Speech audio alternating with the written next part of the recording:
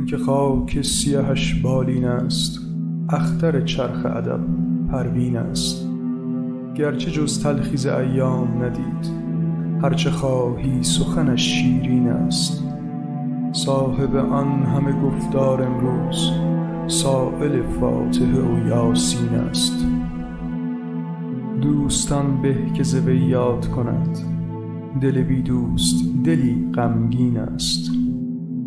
خاک بر دیده بسی جان فرساست، سنگ بر سینه بسی سنگین است. بیند این بستر و عبرت گیرد، هر که را چشم حقیقت بین است. هر که باشی و ز هر جا برسی، آخرین منزل هستی این است. آدمی هر چه توانگر باشد، چون بدین نقطه رسد مسکین است.